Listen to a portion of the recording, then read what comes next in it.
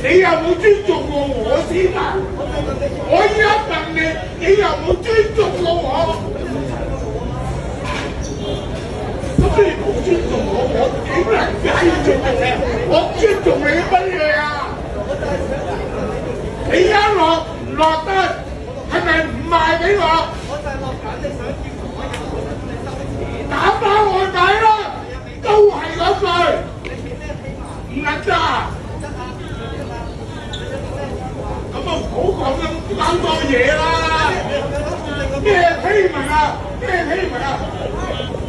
所有電子支付都可以嘅，你接受嘅唔係真咯，做乜嘢啊？西芹實 Q 啊，唔該。你玩乜撚嘢啊？我冇玩嘢啦，我就係問你。屌你老母臭閪！我屌你老母臭閪！喂，有冇人幫手嗌西芹實 Q 啊？唔係想點啫？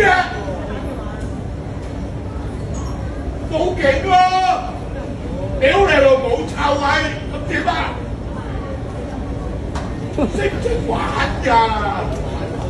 屌你老母臭閪！咁你做生意你唔好講啲咁嘅嘢啦！你做乜撚嘢啊？你想玩乜嘢啊？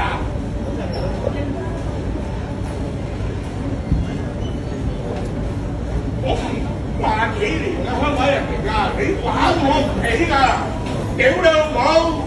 你以為我係咩啊？喂，你翻入去唔好理佢啦！你老母！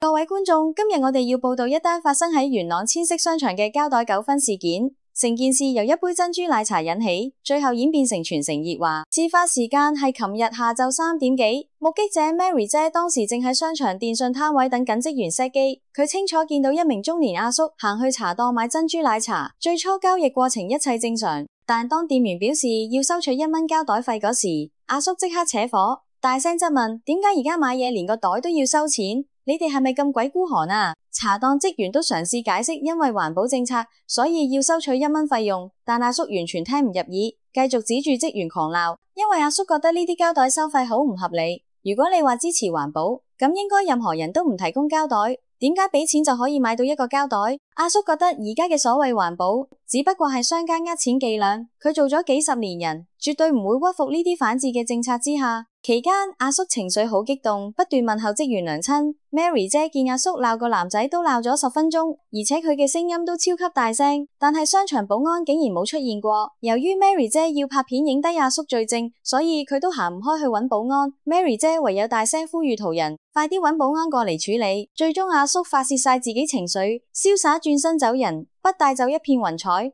留低一眾食花生觀眾喺現場。